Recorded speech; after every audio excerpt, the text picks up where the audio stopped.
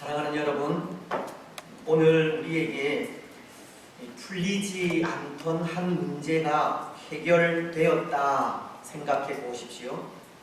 오랫동안 드리던 기도가 응답이 되고 계획한 일도 순조롭게 마쳐지며 우리가 싸우던 영적 전쟁에서도 이 승리를 거두어 평안을 누리게 되었다 생각할 때 그 이후 우리에겐 어떤 삶이 펼쳐지겠습니까? 풀리지 않던 한 문제가 해결되었다고 앞으로도 계속 아무 문제 없이 살아갈 수 있겠습니까? 기도의 제목이 응답되었다고 이제 더 이상 기도할 제목이 없겠습니까? 영적 전쟁에서 승리하였다고 싸워야 할 대적이 사라지고 계획한 일을 순조롭게 이루었다고 더 이상의 일이 생기지 않겠습니까? 오히려 저는 승리한 이후 더 많은 문제가 찾아올 수 있다 생각합니다. 문제가 해결된 이후 더 큰 문제가 찾아올 수 있고 영적 전쟁에서 승리한 이후 더 강한 적이 공격해 올 수 있으며 계획한 일이 이루어진 이후 더 많은 일이 생길 수 있다는 겁니다. 기도의 제목이 응답된 이후 도저히 기도하지 않으면 안 되는 일이 일어날 수 있는 겁니다. 하나의 문제가 해결되었다고 그것으로 모든 문제가 다 끝나버리는 것이 아니라는 겁니다. 문제가 해결되고 영적 전쟁에서 승리한 이후에도 계속해서 문제는 생기게 되고 그래서 그 문제를 어떻게 해결해 가느냐에 따라 이 계속되는 전쟁에서의 승패가 결정이 나는 겁니다. 오늘 이 땅을 살아가는 우리에게 이 영적 전쟁은 하나님 나라에 가기까지 계속 된다는 겁니다. 그래서 오늘 우리는 이런 주제를 가지고 말씀을 생각해 보았으면 좋겠다 싶은데요. 이 승리 이후에 찾아올 수 있는 이런 문제들을 어떻게 극복해 갈 수 있을까 하는 주제입니다. 하나의 문제가 해결되고 또 한 번 영적 전쟁에서 승리를 거둔 이후 또다시 찾아올 수 있는 문제와 이 영적인 적을 어떻게 이겨 계속해서 승리의 삶을 살아갈 수 있을까 하는 것을 생각하고자 한다는 겁니다. 여러분, 혹 오늘 우리는 어떻게 하고 있습니까? 하나의 문제가 해결되고 또 한 번 영적인 전쟁에서 승리를 거두고 난 후 우리는 어떻게 그 승리를 유지해 가고 있느냐는 겁니다. 승리한 이후에도 어떻게 계속 승리하는 삶을 살아가고 있습니까? 저는 그럴 때가 많은 것 같습니다. 승리 이후 그 승리를 계속 유지해 가지 못할 때가 많다는 겁니다. 문제가 해결된 이후 나태해지기도 하고 기도가 응답된 이후 게을러지기도 하며 계획한 일이 도우시는 하나님의 은혜로 순조롭게 이루어지면 그 성취감에 안위에 빠질 때도 있는 겁니다. 스스로 만족하다 위기에 빠질 때도 있다는 것입니다. 베드로전서는 5장 8절로 9절을 통해 근신하라 깨어라 너희 대적 마귀가 우는 사자 같이 두루다니며 삼킬 자를 찾나니 너희는 믿음을 굳건하게 하여 그를 대적하라. 이는 세상에 있는 너희 형제들도 동일한 고난을 당하는 줄을 알미라. 말씀은 근신하라고 하시고 깨어라고 하시며 믿음을 굳건하게 하여 마귀를 대적하라고 하시므로 이 문제가 해결된 이후나 영적으로 승리한 이후에도 계속해서 근신하고 깨어 믿음을 굳건하게 하여 이 두루 다니며 삼킬 자를 찾아다니는 마귀를 대적하라고 하시지만 그렇게 하지 못할 때가 많은 겁니다. 문제가 해결된 이후 다시는 그 문제로 인해 고통당하지 않고 영적 전쟁에서 승리한 이후 또다시 승리할 수 있도록 항상 긴장감을 가지고 깨어서 살아가야 하지만 스스로 만족하여 나태해지고 게을러질 때가 있는 겁니다. 혹 오늘 우리도 그렇지 않습니까? 저처럼 성취감에 스스로 만족하고 영적으로 게을러지지 않습니까? 승리에 도취되어 교만해지거나 나태해져 항상 깨어있는 삶을 살지 못하는 것이 아닙니까? 오늘 저도 그렇지만 우리 모두는 승리 이후에도 계속 승리할 수 있도록 항상 깨어 근신하시고 믿음을 굳건하게 하셔서 두루 다니며 삼킬 자를 찾아다니는 마귀를 대적하시기 바랍니다. 깨어있는 그 삶을 통해서 늘 마귀와 싸워서 영적인 전쟁에서 승리해 가시기 바랍니다. 그런데 여러분, 그렇게 승리 이후에 찾아오는 문제들은 우리 개인적인 면만이 아닌 것 같습니다. 성도된 각 사람에게만 찾아오는 문제가 아니라는 것인데요. 이 교회라는 공동체도 마찬가지입니다. 교회라고 하는 공동체에도 승리 이후에 찾아오는 여러 가지 문제들이 있다는 겁니다. 지난 주일 우리가 생각한 말씀이 그 중 하나라고 해도 과언은 아닌데요. 명절 이후에 지난 주일 말씀을 얼마나 기억을 하고 있을지 모르겠지만 지난 주일 우리는 이스라엘 민족의 한 지파인 에브라임의 이 자존심 섞인 소리를 들을 수 있었습니다. 이스라엘과 미디안이 싸우는 그 전쟁 말미에 이 에브라임이 미디안의 두 방백 오렙과 스앱의 머리를 들고 기드온을 찾아와 왜 우리를 전쟁에 부르지 않았느냐고 불평하는 이 불평의 소리였습니다. 때로 우리는 그 불평이 전쟁에 불러주지 않은 것에 대한 아쉬움으로 생각하여 정당한 불평으로 생각하기도 하고 이스라엘이라고 하는 전체 공동체를 생각할 때 에브라임도 이스라엘이라고 하는 공동체에 속한 지파로서 함께 싸워야 하는 전쟁에 함께 하지 못한 것을 보고 하나 된 이스라엘을 위한 아름다운 불평이라 생각하기도 하였지만 에브라임의 불평은 그들 에브라임이 이 전쟁의 선봉에 서지 못한 이 속상함에 자신들의 존재감을 내세우기 위한 불평으로 이스라엘이라고 하는 하나된 공동체를 깨뜨리는 불평에 불과하다고 하였습니다. 이것은 다시 말씀을 드리면 이스라엘은 전쟁의 막바지에 승리를 앞에 두고 에브라임의 불평이라고 하는 문제가 찾아오게 되었다는 것을 가르치는 겁니다. 승리 이후에 찾아올 수 있는 문제가 바로 이런 문제라는 겁니다.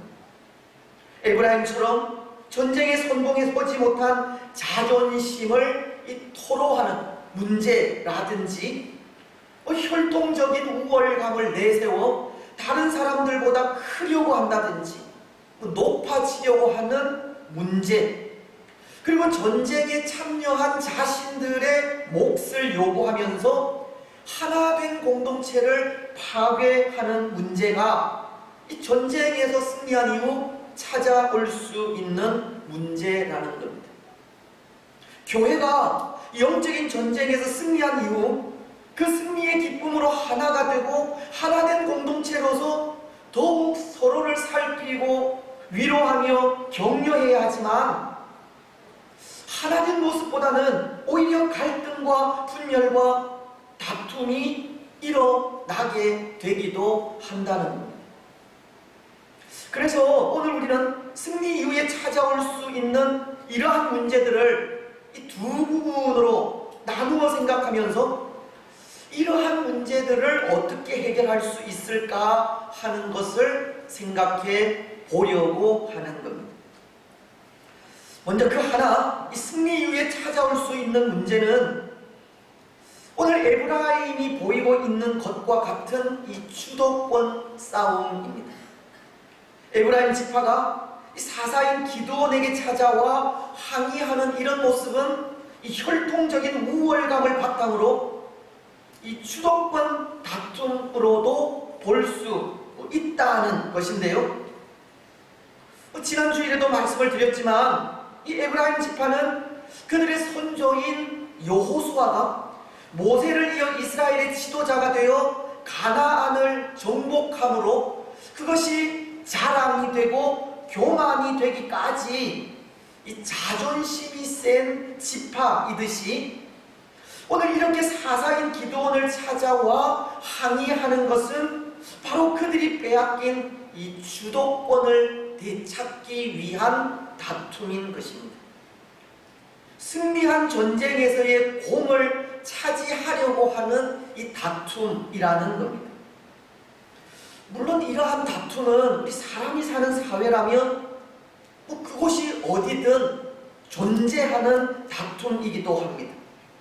오늘날 교회도 마찬가지이겠지만 하나의 일을 마치고 나면 사람들은 자신들이 한 일에 대한 이 공과를 인정받기를 원하기 때문입니다.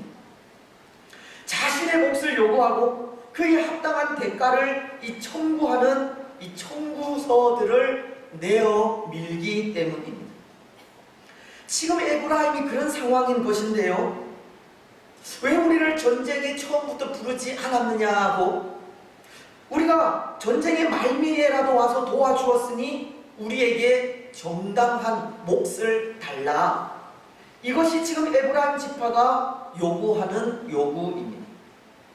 전쟁 초기 자신들을 불러주지 않았다는 것을 빌미로 이스라엘이라는 공동체의 이 주도권을 달라는 것이고, 그럼에도 전쟁에 참여한 것에 대한 대가를 요구하고 있는 겁니다.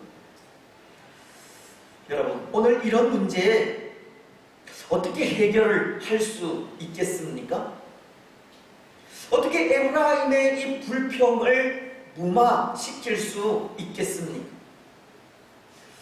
저는 기드온이 에브라임의 이런 불평쯤은 묵살해도 괜찮지 않을까 생각하는데요.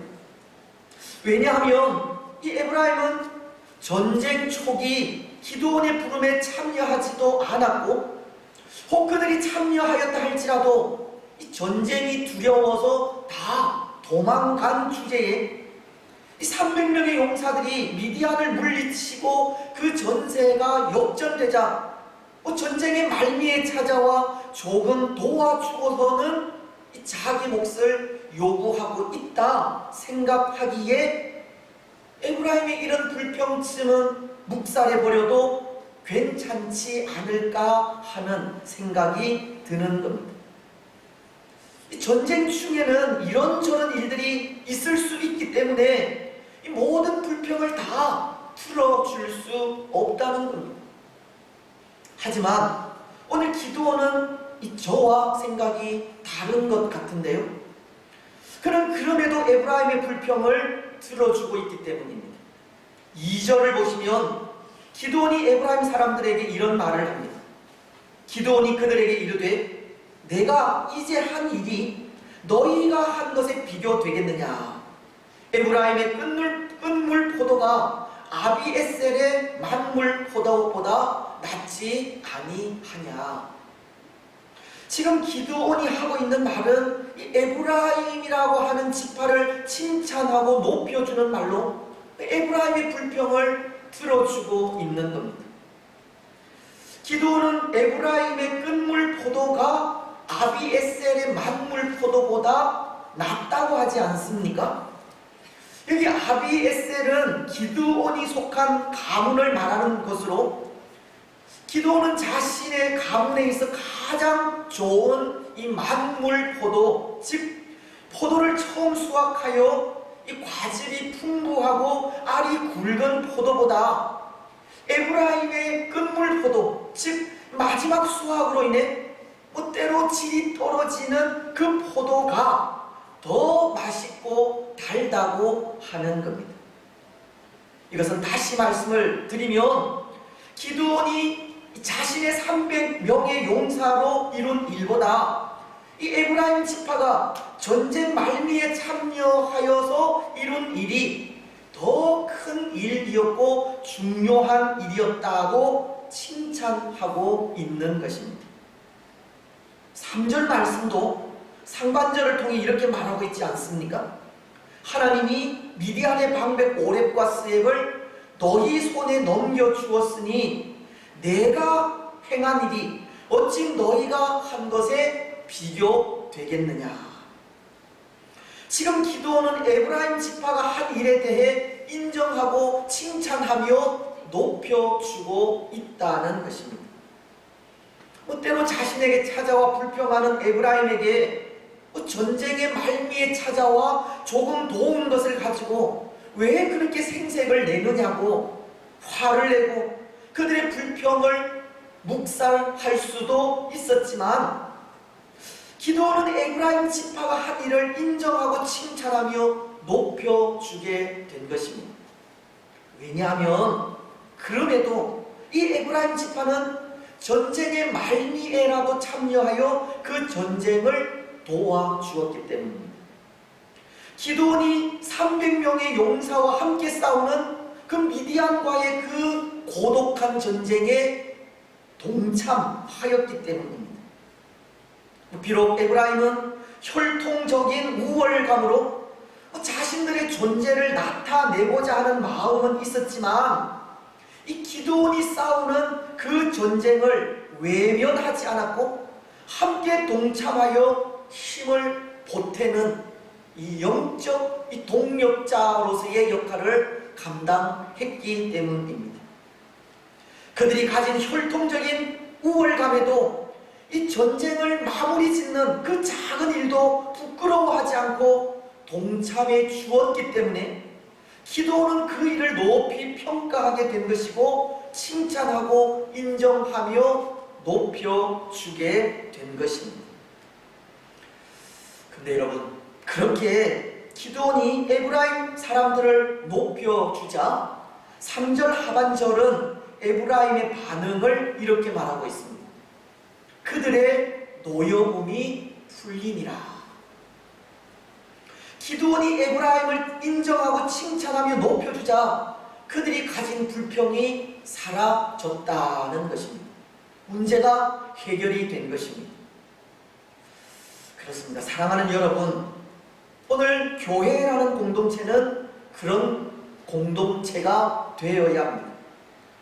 비록 생각과 마음은 다르다 할지라도 함께 하나님의 일에 동참하고 있다면 인정하고 칭찬하며 높여 주어야 합니다. 물론 자신이 한 일에 대한 몫을 요구해서는 안 되겠지만, 마음과 생각이 다르다고 외면하고 모른 채 하며 배척해서는 안 된다는 겁니다. 함께하는 그 모습 하나만으로도 위로하고 격려해야 하는 겁니다. 같은 신앙 고백을 가지고 한 교회를 섬겨가는 것만으로도 그 마음을 알아주어야 합니다. 시편 133편은 1절을 통해 형제가 연합하여 동거함이 어찌 그리 선하고 아름다운고 라고 말씀하듯이, 예수 그리스도 안에서 연합하여 하나된 일을 이루어 가고 있다면 그것만으로도 충분히 인정받고 칭찬받으며 높임받을 가치가 있는 겁니다. 위로받고 격려받을 자격이 충분합니다. 여러분, 오늘 우리는 함께 주의 일을 감당해 가고 있는 성도들을 바라보면서 서로를 인정하고 칭찬하며 높여주시기를 바랍니다. 비록 다른 생각, 다른 마음, 다른 뜻을 가지고 있다 할지라도 그럼에도 같은 신앙 고백을 고백하고 예수 그리스도라는 표대를 향해 함께 걸어가고 있다면 그것만으로도 서로를 알아주고 위로하며 배려하고 격려해 주시기 바랍니다. 때로 불평은 있다 하더라도 그것을 묵살하는 것이 아니라 그 마음까지도 알아주시기 바랍니다. 그래서 그 모습을 통해 혹 교회 내에 생길 수 있는 갈등을 해결하고 하나된 교회를 더욱 하나 되게 하시기 바랍니다. 이제 또 하나 승리 이후에 찾아올 수 있는 문제는 이 영적 전쟁에 대한 무관심의 문제입니다. 여러분, 비록 전쟁이 기드온과 그의 300명의 용사들의 승리로 끝나간다고는 하나 아직은 종결된 것이 아니지 않습니까? 미디안은 전쟁에서 패하게 되자 미디안의 두 방백 오렙과 스엘이 도망한 것처럼 군사들 역시 이리저리 흩어져 도망하게 되고 이 도망하는 군사들을 끝까지 추격하여 완전히 물리쳐야 그 전쟁은 끝이 나기 때문입니다. 그래서 오늘 300명의 용사들은 그렇게 도망하는 미디안의 군사들을 추격하게 되는데요, 4절은 이렇게 말씀하기 때문입니다. 기드온과 그와 함께 앉아 300명이 요단강에 이르러 건너고 비록 피곤하나 추격하며. 그런데 300명의 용사로 이 미디안의 대군을 물리치고 남은 군사들을 추격하는 일이 얼마나 힘들고 피곤한 일이겠습니까? 오늘 말씀도 비록 피곤하나 추격하며 라고 하듯이 그 일은 참 힘든 일입니다.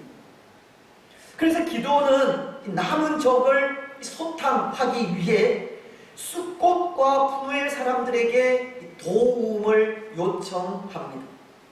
마치도 미디안의 두 방백 오렙과 스앱을 위해 에브라임에게 도움을 요청한 것과 같은 겁니다. 하지만 여기 숫꽃과 푸누엘 사람들은 기드온의 요청을 이런 지하에 거절해버립니다. 먼저 5절은 이렇게 말씀하기 때문인데요, 그가 숫꽃 사람들에게 이르되 나를 따르는 백성이 피곤하니 청하건대 그들에게 똑덩이를 주라. 나는 미디안의 왕들인 세바와 살문나의 뒤를 추격하고 있노라 하니. 기드온은 숫꽃 사람들에게 이 피곤한 군사들을 위해 이 떡을 달라는 요청을 하게 된 것입니다. 하지만 숫꽃 사람들은 기드온의 그 요청을 거절해 버렸다는 것인데요, 6절 말씀은 숫꽃의 방백들이 이르되 세바와 살문나의 손이 지금 내 손 안에 있다는 거냐? 어찌 우리가 내 군대에게 떡을 주겠느냐 하는지라.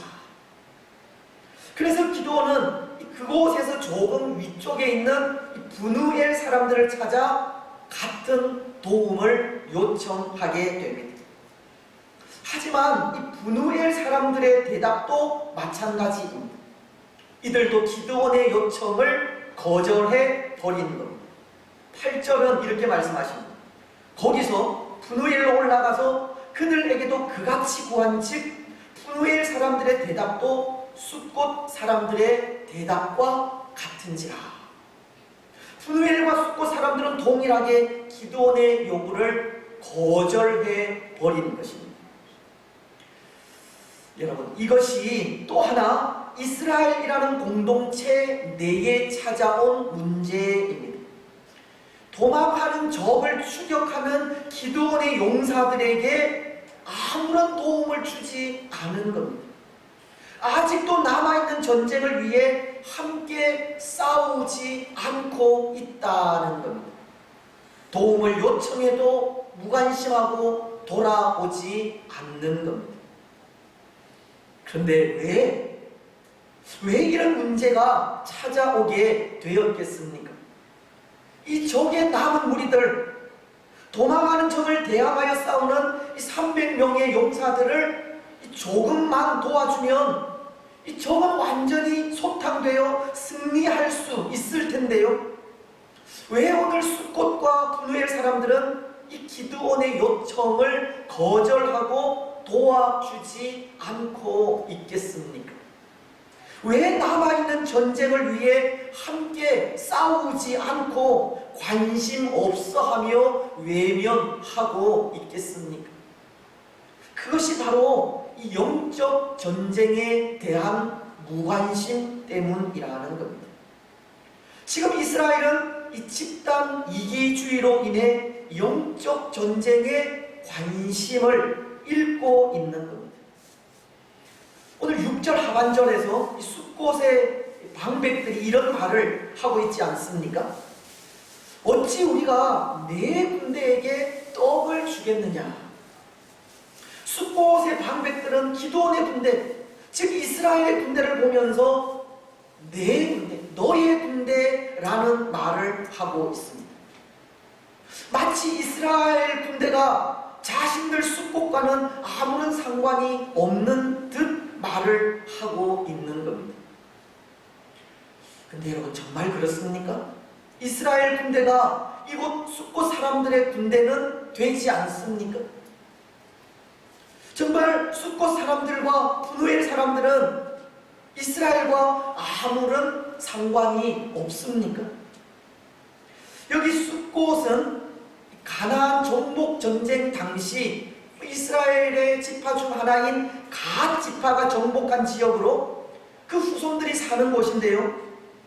아마도 그래서 기드온은 그들에게 떡을 요구한 것일 텐데 그들은 이스라엘과는 아무 관계가 없는 듯 우리의 군대가 아니라 이스라엘은 그 기드온의 군대일 뿐이라는 말을 하고 있는 겁니다. 하지만 사실 이 숫곳 사람들이 또 분우엘 사람들이 그 요구를 거절한 것은 말씀을 통해서도 어떻게 세바와 살문나의 손이 지금 너의 손 안에 있느냐라고 하면서 아직 전쟁이 계속되고 있는 것을 말하고 있듯이 남아있는 전쟁, 아직도 계속되는 그 전쟁에 관여하고 싶지 않다는 의미에서 그런 것이 아닌가 생각합니다. 이미 승리한 전쟁에서 전리품을 취하는 일이라면 모르겠지만 아직도 끝나지 않은 전쟁에 그 마지막엔 누가 웃을지도 모르는데 왜 확신도 없는 전쟁을 도와주어야 하느냐 하는 겁니다. 이 숫곳과 분우엘 사람들은 자기들밖에 생각하지 못하고 있는 겁니다. 지금 이스라엘은 집단 이기주의에 빠져 있다는 것입니다. 집단 이기주의에 의해 영적 전쟁에 관심이 없는 그런 상태인 것입니다. 하지만 이스라엘이 이렇게 영적 전쟁에 관심을 가지지 않는다면 이스라엘이라고 하는 공동체가 분열되고 허물어지는 것은 금방입니다. 지파마다 자기 몫을 주장하고 영적인 공동체인 이스라엘과 자신들과 아무런 상관없는 양 생각하게 된다면 영적 결속력의 붕괴와 하나님의 도우시는 손길의 부재로 인해 이스라엘은 한순간에 허물어질 수 있다는 것.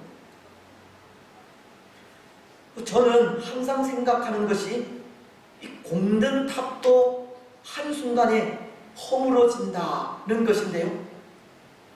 때로 사람들은 공든 탑이 무너지랴라는 말로 힘들게 쌓아 올린 탑은 쉽게 무너지지 않는다는 생각을 하지만 그 공든 탑도 힘들게 쌓아 올린 그 돌들이 하나씩 둘씩 빠져나가면 무너지는 것은 금방인 것입니다.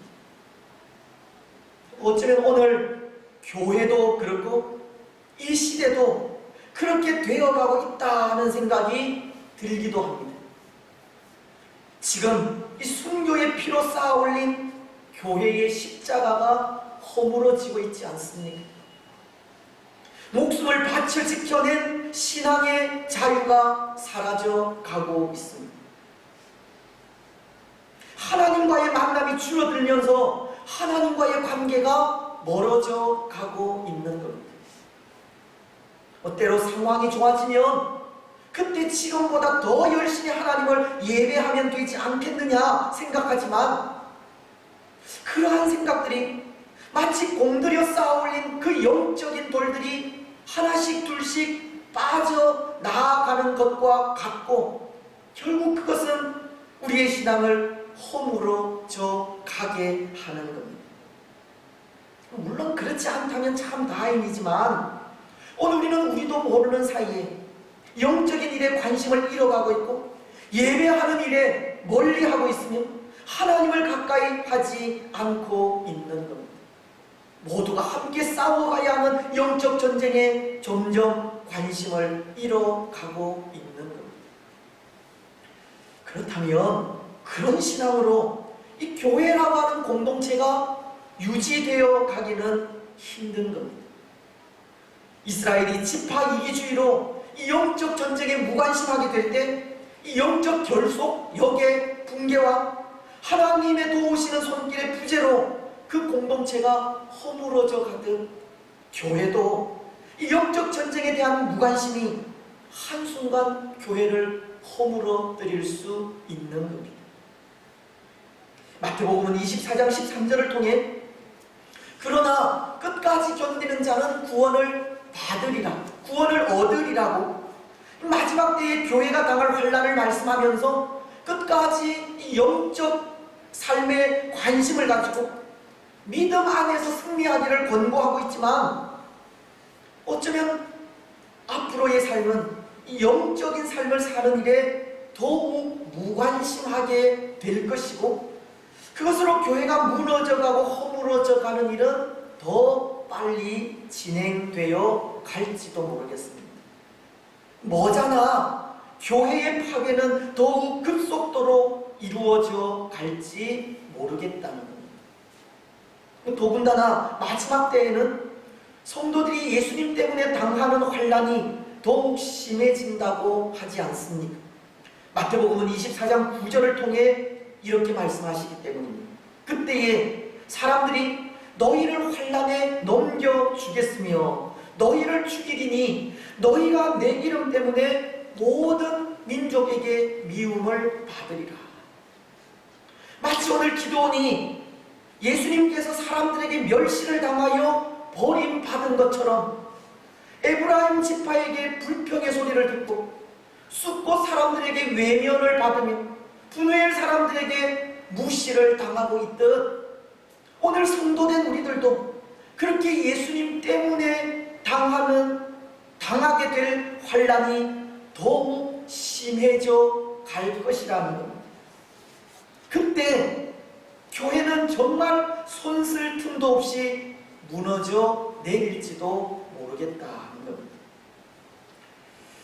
그렇습니다. 오늘 우리는 그런 일이 일어나기 전에 다시금 이 영적 전쟁의 중요성을 깨달아 알아야 합니다. 다시금 영적인 일에 관심을 가져야 하고, 지금까지 쌓아 올린 신앙의 공든탑을 잘 지켜가야 합니다. 우리 자신만 생각하는 개인 이기주의에서 벗어나야 하고, 아직도 남아있는 영적 전쟁을 소홀히 하지 말아야 하며 하나된 모습으로 담대히 싸워가야 합니다. 요한복음 16장 33절을 통해 이렇게 말씀을 하십니다. 이것을 너희에게 이르는 것은 너희로 내 안에서 평안을 누리게 하려 함이라. 세상에서는 너희가 환난을 당하나 담대하라. 내가 세상을 이기었노라. 오늘 우리에게는 아직도 남아있는 영적인 전쟁으로 인해 이 세상 속에서 환난을 당할 수도 있지만, 이미 세상을 이기신 예수님을 바라보고 담대하게 나아가야 하는 겁니다.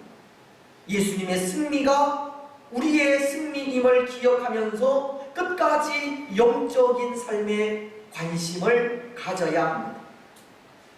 사랑하는 여러분, 오늘 우리는 우리가 싸워가는 이 영적 전쟁을 가볍게 생각하지 마시기 바랍니다. 서로가 서로를 도와가면서 함께 싸워가시고 끝까지 우리 신앙을 잘 지켜가시기 바랍니다. 그래서 그 삶을 통해 우리 주님 다시 오시는 그날까지 교회 공동체를 잘 보존해 가시기 바랍니다. 이제 말씀을 맺겠습니다. 사랑하는 여러분, 오늘 우리가 싸우는 영적 전쟁은 아직 끝나지 않았습니다. 하나의 문제가 해결되고 또 한 번 영적 전쟁에서 승리하였다고 그것이 끝이 아니라는 겁니다. 우리에게는 하나님 나라에 갈 때까지 중단 없는 전쟁이 놓여 있는 겁니다. 오늘 우리는 그 중단 없는 전쟁에서 계속 승리할 수 있도록 항상 깨어 근신해야 하고 굳건한 믿음을 가져야 합니다. 또 교회로서 같은 신앙 고백을 고백하고 예수 그리스도라고 하는 표대를 향해 함께 걸어가고 있다는 사실로 서로를 알아주고 위로하며 격려하면서 신앙의 삶을 살아가야 합니다. 그리고 영적인 전쟁에 더욱더 관심을 가지고 이미 승리하신 예수님으로 인해 담대하게 살아가야 합니다. 그 삶이 계속되는 영적 전쟁에서 승리할 수 있는 길이기 때문입니다. 여러분, 항상 깨어 근신하시고 굳건한 믿음을 가지시기 바랍니다.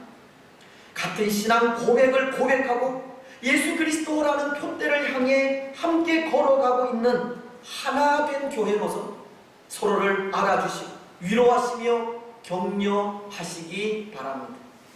그리고 영적 전쟁에 더욱 관심을 가지시고 예수님 다시 오시는 그날까지 이미 승리하신 예수님으로 인해 평안과 담대함으로 나아가시기 바랍니다. 그래서 그 삶을 통해 끝까지 견디고 이겨 마침내 구원을 받는 복된 성도들이 되시기를 주님의 이름으로 축복합니다.